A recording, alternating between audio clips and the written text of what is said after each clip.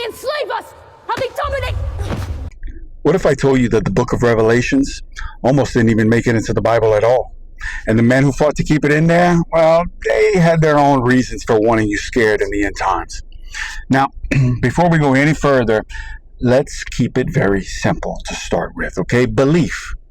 Do you know the definitions of the word belief? By definition, the word belief is an acceptance that something exists or is true, especially without proof. Yeah, it's a mental state where you hold something as a fact, whether you have evidence or not to back it up. And those words right there, without proof, that's doing a lot of heavy lifting, right? Because it means belief was never really about facts to begin with. It was always about conviction. And conviction's a force, not a feeling. Now, let's get into the physics part of it, shall we? Because this isn't just some mumbo-jumbo spiritual stuff. Now, this is quantum mechanics, guys. You see, the observer effect in quantum physics shows us that the active observation itself changes the behavior of subatomic particles. Do you understand what that means? A photon behaves like a wave until it's actually measured. The moment we observe it, it actually collapses into a particle, which means consciousness itself is interacting with physical reality at the smallest level that we can measure. And if that's true, guys, why would we assume that it stops there? Our collective belief system operates the same exact way, right? When enough minds hold the same conviction, they don't just perceive reality. No, they participate in shaping it. And that's not just some hoorah, rah-rah, that's not wishful thinking at all. Nope, that's observable, measurable, and repeatable scientific evidence being applied to something bigger than a lab experiment. You control your own world. If you ain't realized that yet, you can manifest whatever you want in this world if you ain't realized that yet, right? Whether you believe it or not. Because belief was never a requirement for it being real. You know how they always tell you truth in plain sight and in movies and stuff? This is a prime example of what I'm trying to talk about. Yay! It hasn't happened yet. It has happened. You just haven't accepted it. Well, I don't accept it.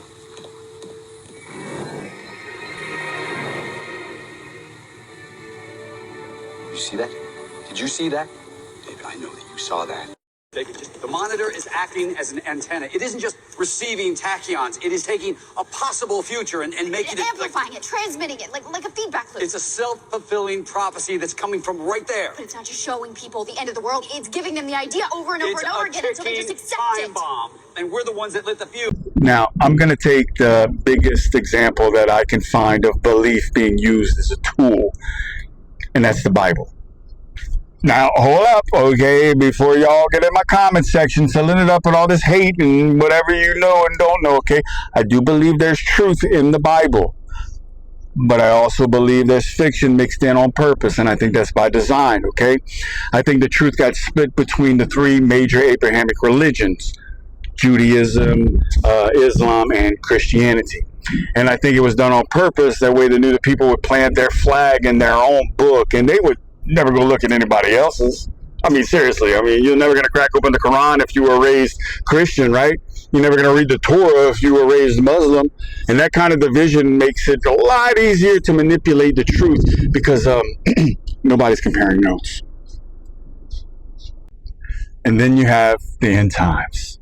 Revelation this, Revelation that, right? I mean, you do realize that we've been hearing about this for a very long time now. My great-grandmother was talking about the end of days. Hell, my grandmother was talking about the end of days. And here we are. Still here. Still being told it's right around the corner. Meanwhile, your own Bibles tell you that nobody knows the day or the hour. Yet somehow we have industries built on telling us this. Our people out there just telling us it's the end of days. Yeah, okay. Okie dokie.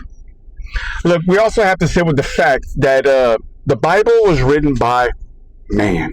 Okay, not handed down on a stone tablet in English conveniently. No, this was written by man, copied by man, translated by man. And anytime you have man behind the pen, you leave a little room for manipulation. Now, my personal belief is that the prophecy wasn't just included. No, it was engineered. Right? A self-fulfilling belief system built on purpose that it could be used to bring about the very end that it predicts. on their timeline and in their favor. Yeah.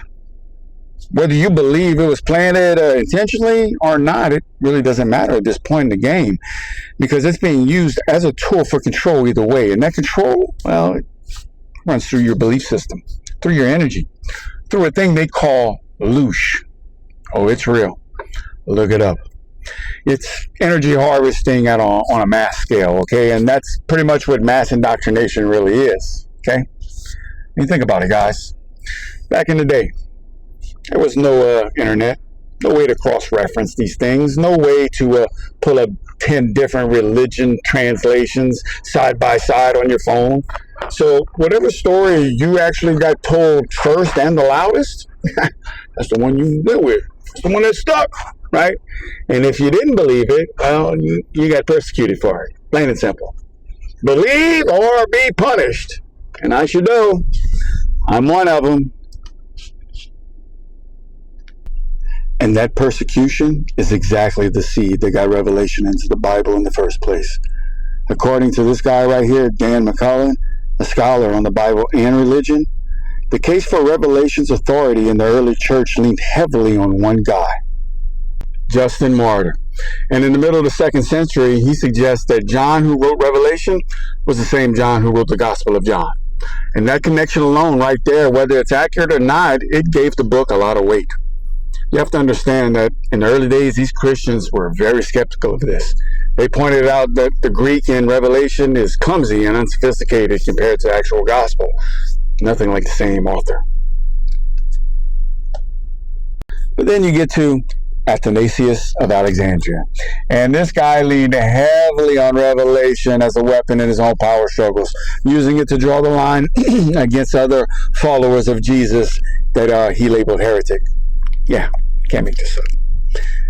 Going as far as suggesting that the beast and enemies described in Revelation could be pointed at fellow believers who didn't line up with his belief system. Imagine that, right? Athanasius even added the same warning Revelation adds about not adding to or taking away from it.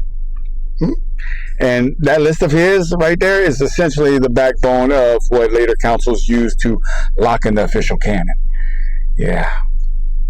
So the very book warning you not to question is used by a man settling scores to decide what you're allowed to read as scripture? Okay, this is where I need this to land, okay? Because this is not about tearing down anybody's faith. I'm not here to step on anybody's belief system, whether you're Christian, Muslim, Jewish, whatever you carry, okay? This is strictly just a conversation. It's not a lecture. And the truth that I'm chasing isn't meant to divide us any further. It's actually meant to bring us together. Because I'm going to tell you this, at the end of the day, belief is the one thing all of us have in common, no matter what book you were raised on, right? And if belief really does shape our world in the way science and history prove it does, then the most powerful thing that we could ever collectively believe in is love and unity. Not fear, not the end of times, and not each other as enemies. Nope. Just us, like team humanity and whatnot, choosing to build better. I love y'all. I'll see y'all on the next one. Later.